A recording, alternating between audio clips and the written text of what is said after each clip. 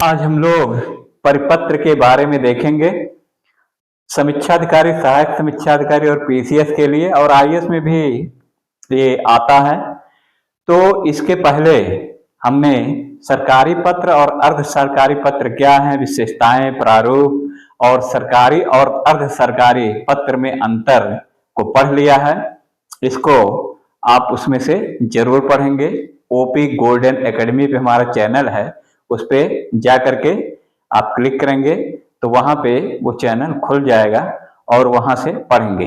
और ये आज हम पढ़ेंगे परिपत्र। देखिए, ऐसे तो मान लीजिए आप याद कर लेते हैं और याद भी रहता है, लेकिन अक्सर ये देखा गया है जब एग्जाम देते हैं तो उसमें जो रटी रटाई शब्दावलियां रहती हैं, समझ में नहीं आए रहती, आप रट लेते हैं तो वो भूल जाता है बहुत सारी शब्दावलियां। क्योंकि हमने बहुत सारी परीक्षाएं दी हैं, समीक्षा अधिकारी और पीसीएस की मुख्य परीक्षा, तो इससे पता चलता है कि जो आप समझ लिए हैं वही आपको याद रहेगा। तो आज हम ये जो परिभाषा है इसको पहले समझाएंगे, फिर विशेषताएं बताएंगे, फिर प्रारूप बताएंगे इसके बारे में। तो अब देखिए कि यहाँ पे परिभाषा के तौर पे अगर पहले हम इसको देखें कि परिभाषा इसकी क्या हो सकती है यहाँ पे, तो पहले अगर मान लीजिए पत्र है तो उसके अर्थ को समझने का प्रयास करिए कि उसका अर्थ क्या होता है। क्योंकि अगर उसका अर्थ समझ में आ गया तो काफी हद तक इसकी परिभाषा क्लियर हो जाती है यहाँ पे। तो बहुत सारे लोग आपको ऐसे बताए होंगे कि डायरेक्ट परिभाषा बता दिए कि परिपत्र क्या है, कि एक प्रेषक एक होता है, प्रेषित अनेक होते हैं, यानी भेजने वाला एक, पाने वाले अनेक होते हैं। इस तरह से ऐसे आप रख लेते हैं, लेकिन इसका मूल थीम अगर समझ में आ जाए तो परिभाषा आपको भूलेगी नहीं। कोई जरूरी नहीं जो किताबों में दिया है या जो कोई बताए वही सेम परिभाषा जा करके एग्जाम में उतार दीजिए, ये कोई जरूरी नहीं है। आप परिभाषा समझ करके अपने मन से भी लिख सकते हैं। वो कॉपी चेक करने वाला आपको निश्चित तौर पे अच्छा नंबर देगा जब समझ करके लिखेंगे। नहीं तो एक ही तरह की सारी परिभाषाएं जब उसको मिलने लगती है कॉपी में तो वो कॉमन नंबर दे देता है कि वही हाँ पढ़ करके रट करके सब लोग आ गए हैं। तो उसको पहले समझने का प्रयास करिए ताकि एग्जाम में लोड ना रहे। अब देखिए परिभाषा पहले ये देखते हैं कि यहाँ पे जो परिपत्र शब्द बना है ये परि और प्लस पत्र से बन करके बना है, और पहले ये पत्र के आया है तो ये वास्तव में उपसर्ग है।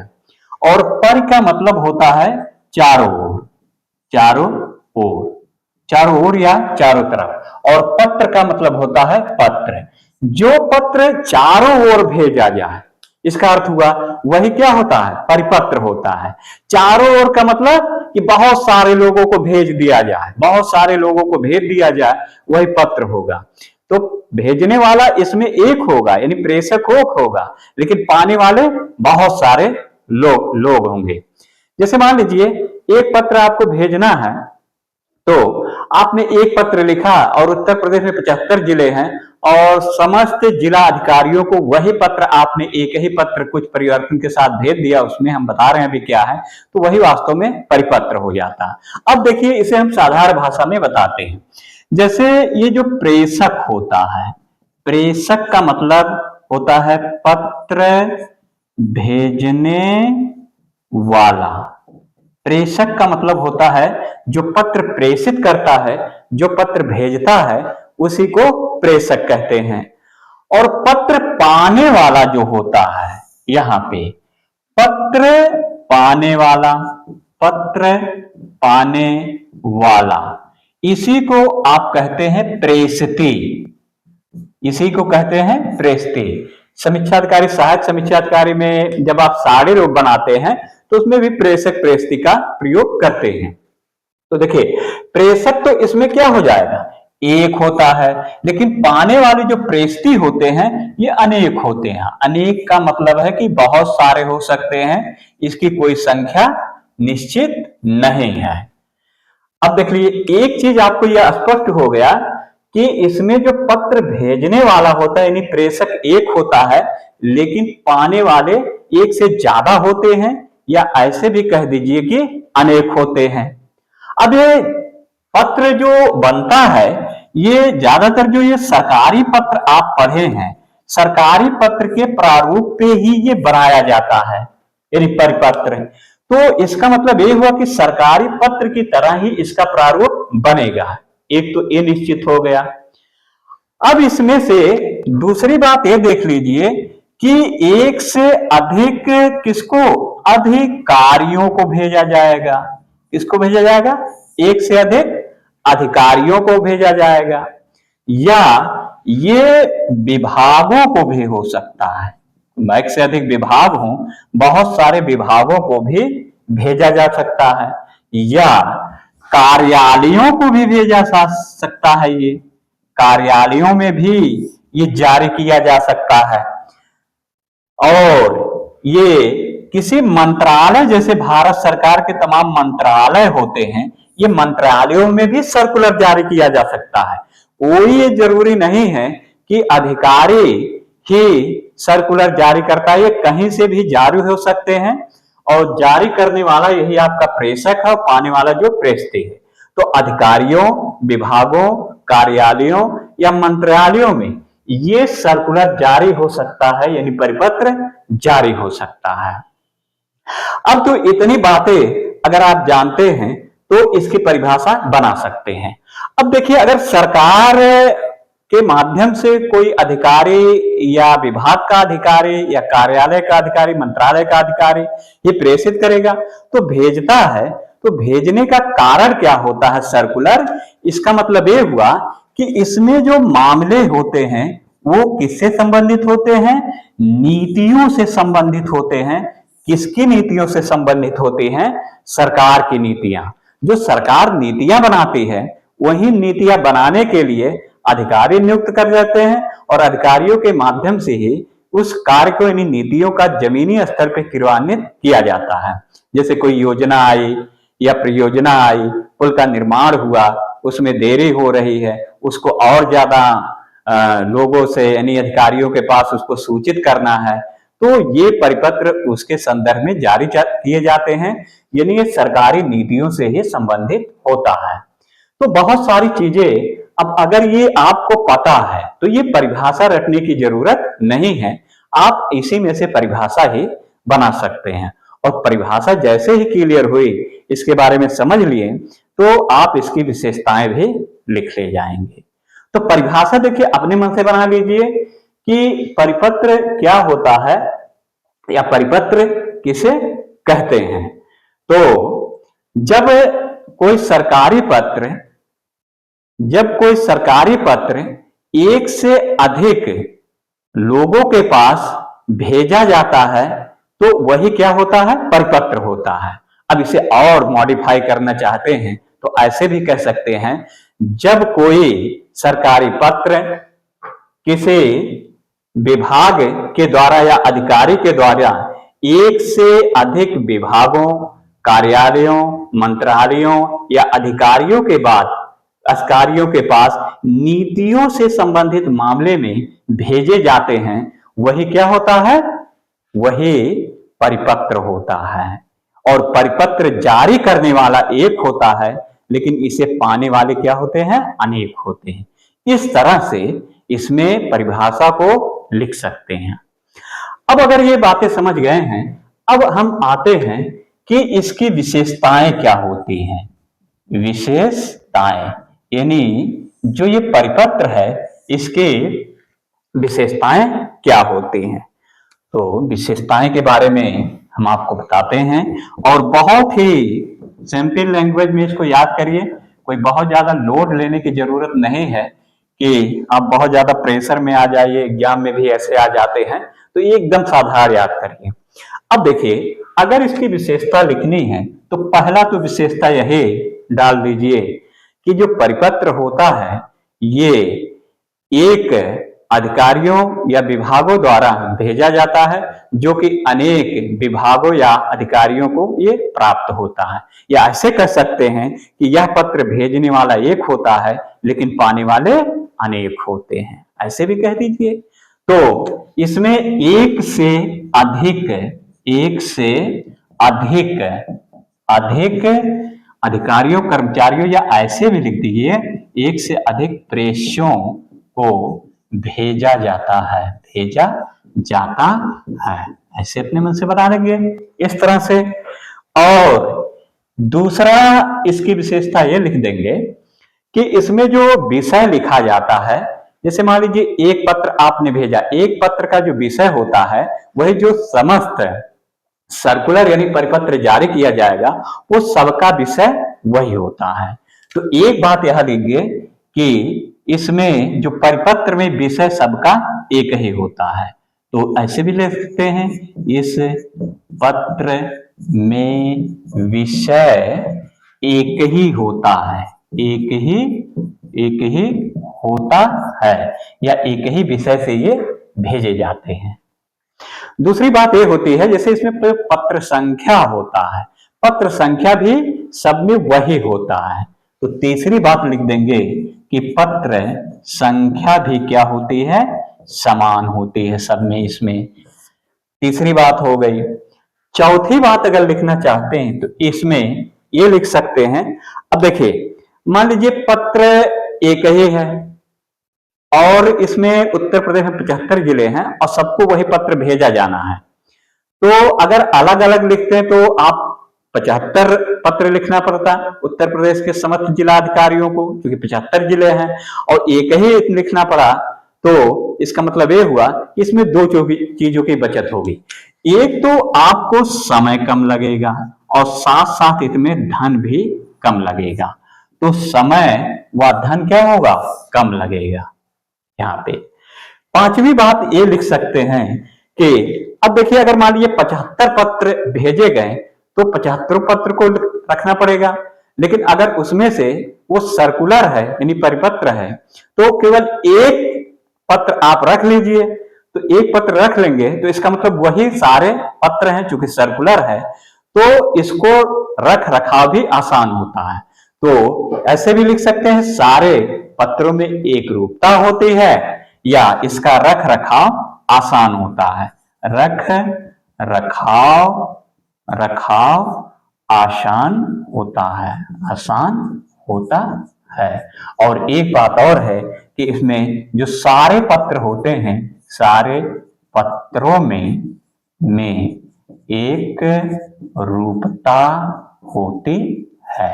ऐसे एकदम आप याद करके अपने ही शब्दों में याद करके और ऐसे लिखने का प्रयास करिए, क्योंकि एग्जाम में अगर भूल भी जाता है और आपको तैयार है तो ये आपको निश्चित तौर पे याद आ जाएगा। इतनी बातें समझ में आ गई तो अब हम परिपत्र के प्रारूप की चर्चा करते हैं।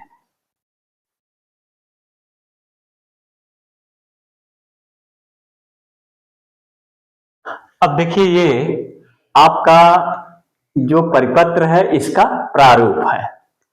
तो प्रारूप में किन बातों पर ध्यान देना है यही आपको समझना है। तो परिपत्र के जो दाहिने साइड में है सबसे ऊपर लिखा जाता है संख्या। संख्या भी जो भी होगी 12B बटे 13B बटे 2025 26 ऐसे जो भी संख्या होती है उसको लिख देते हैं।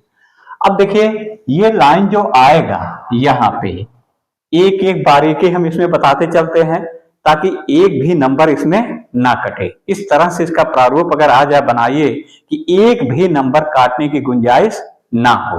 यानी अगर ये 4 नंबर का आता है, जैसे परिभाषा आ जाए या प्रारूप, परिभाषा 4 नंबर का, 4 नंबर का प्रारूप, तो 4 में 4 अंक पूरे मिल जाए। समीक्षा अधिकारी में तो 8 अंक आता ही है एक पत्र। तो अब देखिए इसके बाद यहां लिखेंगे प्रेषक। प्रेषक के बाद क्या लगेगा, कामा। उसके बाद लिखेंगे नाम। नाम जो भी रहेगा उसके बाद फिर यहाँ पे आप कामा लगाएंगे। फिर पदनाम लिखेंगे इसी के नीचे, फिर डैश डैश डैश कामा लगाएंगे, फिर शासकीय पता और उसके बाद फिर यहाँ पूर्ण विराम लगाएंगे। ये थोड़ा छोटा छोटा हमने लिखा है तो ताकि ये बोर्ड में आ जाए और आपको दिखे। और यहाँ देखिए हमने एक चिन्ह भी लगा दिया है कि इससे नीचे नहीं लिखना है, क्योंकि दिखाई नहीं देता। और सरकारी पत्र पढ़ाए थे तो उसमें नीचे कुछ कट गया था, तो बाद में आप लोगों ने कहा था सर कट गया है तो इसको ऊपर करके थोड़ा करिएगा। तो अब की बार हमने इसको विशेष ध्यान दिया है ताकि इसमें आपकी गलती ना हो। अब देखिए यहाँ पे आपको सेवा में लिखना है। सेवा में एक चीज ध्यान रखना है, यहाँ पे आपको समस्त लिखना है। क्यों? क्योंकि जब सेवा में आप लिख रहे हैं तो उसमें कोई एक व्यक्ति, एक विभाग या एक कार्यालय नहीं है, बल्कि अनेक हैं। तो अनेक जब हैं तो उसके लिए समस्त हैं। जैसे मान लीजिए कि उत्तर प्रदेश में 75 जिले हैं और 75 जिलों में जो डीएम है, जिलाधिकारी हैं, उनको ये सर्कुलर जारी किया गया है, तो समस्त जिलाधिकारी ऐसे कर देते हैं। तो इस तरह से इसमें समस्त लिखा जाता है। एक बात ये ध्यान रखेंगे। उसके बाद फिर शासकीय पता, समस्त के बाद अब यहाँ कामा लगाएंगे, फिर इसके बाद यहाँ पे शासकीय पता डैश डैश पूर्ण विराम। अब देखिए जो अनुभाग होगा, अनुभाग यहाँ पे लिख देंगे, जो भी अनुभाग होगा। अब इसी अनुभाग के ठीक सामने यहाँ पे स्थान डैश डैश दिनांक, यानी जो भी स्थान होगा, लखनऊ, इलाहाबाद, अब तो प्रयागराज हो गया, इलाहाबाद, वो लिख देंगे, और प्लस दिनांक जो होगा उस दिन का वो लिख देंगे। अब इसके बाद देखिए ये जहां अनुभाग लिखा, इसी के ठीक नीचे लिखेंगे विषय। अब विषय में एक बात जो ध्यान देनी, जैसे सरकारी पत्र में जब आपने लिखा तो लास्ट में लिखते थे संबंध में या संदर्भ में, लेकिन इसमें एक चीज आपको और बढ़ाना है कि विषय लिखेंगे डैश, फिर कामा, ये डॉट डॉट करेंगे कि संबंध में परिपत्र। परिपत्र यहां लिखना जरूरी है, क्योंकि ये पत्र का नियम है जो परिपत्र में लिखेंगे इस तरह से। उसके बाद यहां लगाएंगे पूर्ण विराम। अब यहाँ पे महोदय लिखेंगे, महोदय के बाद कामा लगाएंगे, और उसी तरह से जैसे सरकारी पत्र की शुरुआत करते हैं वैसे करेंगे। मुझे यह कहने का निर्देश हुआ है कि जो भी निर्देश रहेगा आगे लिखते चले जाएंगे। जितनी भी लाइन में है, हमने डॉट डॉट 2 ही लाइन किया है यहाँ पे, तो जितनी भी 4 लाइन 5 लाइन आप करते चले जाएंगे। अब मान लीजिए कि अगर आपको समस्त जो बातें कहनी है एक ही पैराग्राफ में आएगा तो चेंज करने की जरूरत नहीं है, लेकिन अगर मान लीजिए पैरा चेंज करना पड़ा तो यहाँ पैरा संख्या 2 अंकित करेंगे, यानी 2 अंकित करेंगे। पहले में अंकित नहीं किया जाता है। ये हमने सरकारी पत्र में काफी डिटेल बताया है, जो पढ़ाया है, उसको जब आप देखेंगे वीडियो तो आपको बहुत ही अच्छा क्लियर हो जाएगा। और 2 लिखने के बाद यहाँ लिख करके जो दूसरी बात पैरा होगा इसमें पूर्ण विराम लगा देंगे। अब यहाँ पे देखिए जहां ये समाप्त होगा पत्र, उसके बाद मान लीजिए आपके पास संलग्नक है तो संलग्नक लगा देंगे, और संख्या 1 2 3 4 जो भी होगी जोड़ सकते हैं, या यहाँ पे उपयुक्तता अनुसार भी लिख सकते हैं। जैसी स्थिति होगी, ये प्रारूप है तो आप यहाँ इस तरह से दिखाएंगे कि संलग्नक यहाँ रखता है। अब ये जहां संलग्नक है इसी के ठीक सामने आ जाइए, यहाँ पे लिखेंगे भौदीय। भौदीय का क्या मतलब होता है कि जो प्रेषक है यानी पत्र भेजने वाला है वही भौदीय है। तो उसका यहाँ पे हस्ताक्षर और नाम को हमेशा ब्रैकेट में लिखेंगे प्रारूप में, और पदनाम, और उसके बाद लगाएंगे पूर्ण विराम। अब इसके बाद जहां ये समाप्त हुआ पदनाम, ऐसे इधर चले आएंगे और आपको प्रतिलिपि भी भेजनी है तो यहां लिखेंगे प्रतिलिपि निम्नलिखित को सूचनार्थ एवं आवश्यक कार्रवाई हेतु प्रेषित। प्रेषित का मतलब होता है भेजना। किस संदर्भ में? सूचनार्थ और आवश्यक कार्रवाई है। तो सूचना भी देना इसका उद्देश्य है और उस पर क्या करना, कार्रवाई भी करनी है। तो दोनों बातें के लिए प्रेषित किया जाता है। अब ये जो परिपत्र है इसमें जो प्रेषित किया जाता है इसकी संख्या ज्यादा होती है। हमने यहाँ पे 1 2 2 ही लिखा है दिखाने के लिए, और आपको ये दिखाना भी है। तो इसमें चूंकि ज्यादा लोगों के पास भेजा जाता है इसलिए इसकी संख्या ज्यादा होगी। जब आप रियल में कहीं परिपत्र देखेंगे लोक सेवा आयोग का या सचिवालय का तो इसकी संख्या ज्यादा होती है। तो जैसा रहेगा दिखाएंगे, लेकिन इसमें 2 ही हम दिखा दे रहे हैं, ये पता हो जाए कि आपको प्रारूप में ये बातें पता है। अब देखिए जहां ये समाप्त हुआ पूर्ण विराम, अब उसके बाद इधर आप चले आएंगे, यहाँ ये मान लीजिए लाइन आ गई, और इसी के नीचे लिखेंगे आज्ञा से, और आज्ञा से बाद फिर हस्ताक्षर, नाम ब्रैकेट में, और इसके बाद क्या लिखेंगे, पदनाम। पदनाम के बाद लगा करके आप यहाँ पे क्या लगाएंगे, पूर्ण विराम। तो इस तरह से ये पूरा परिपत्र आपका का तैयार हो जाएगा, और आप इसी तरह से साफ सुथरा परिपत्र बनाइए। देखिए एग्जाम में बनाते तो सभी लोग हैं, माने ये रखता है कि आप कितना साफ सुथरा बनाए हैं और देखने में कितना अच्छा लगता है, पठनीय लगता है। पठनीय पढ़ने में हो, ऐसा ना हो उसमें गीच पात कीजिए, कई जगह काट दीजिए तो इसके नंबर कट जाते हैं। इसलिए पत्र को बनाते वक्त विशेष तौर पर ध्यान इसको देंगे। दोस्तों, आप जो लोग भी समीक्षा अधिकारी, सहायक समीक्षा अधिकारी दे रहे हैं उसमें, या पीसीएस का पेपर दे रहे हैं, जो हमारा चैनल है, हम यहाँ लिख भी दे रहे हैं, एक चैनल है OP golden academy, ACADEMY, OP golden academy channel पे, यूट्यूब पे जब आप जाएंगे तो उसमें हमने और सारे वीडियो डाले हैं और डालेंगे, डालते ही रहेंगे इसमें वीडियो, ताकि ये इसको आप देखते रहिएगा। एक रिवीजन, अगर मान लीजिए आपकी तैयारी है तो आपकी रिवीजन हो जाएगा, और अगर तैयारी नहीं है तो इस तरह से आप तैयारी करेंगे, बार बार प्रैक्टिस करेंगे। वो लोग जो पहली बार समीक्षा अधिकारी और सहायक समीक्षा अधिकारी देने जा रहे हैं, उनसे विशेष आग्रह है कि वो इसको बार बार प्रैक्टिस करेंगे, क्योंकि जो पुराने हैं, एक दो बार मेंस दे चुके हैं, तो परीक्षा का जो अनुभव होता है, कहा भी जाता है कि परीक्षा ही गुरु हो। जो वहां अनुभव होता है परीक्षा हाल में, वो कमरे पे आप कितना भी लिखिए, वो अनुभव, वो फीलिंग नहीं आती है। तो जो लोग नए हैं वो लोग ध्यान रखिएगा, इसको प्रारूप हो, परिभाषा हो या विशेषताएं हो, इसको आप कॉपी में पढ़ लीजिए, उसके बाद कॉपी बंद करके और अपने मन से लिखने का प्रयास करिए, और फिर उसको मिलाइए कि कहाँ कहाँ क्या कमियां हैं, क्या गलतियां हो रही हैं, कहाँ पूर्ण विराम, कहाँ कामा का। तो इससे आप सुधारेंगे तो पहली बार देने जा रहे हैं तो बहुत अच्छा आपको सुधार आ जाएगा, और आप जब परीक्षा देने जाएंगे तो कोई दबाव नहीं रहेगा। ऐसा कोई मत सोचे कि हमने पहली बार देने जा रहे हैं तो हमारा समीक्षा अधिकारी नहीं निकलेगा।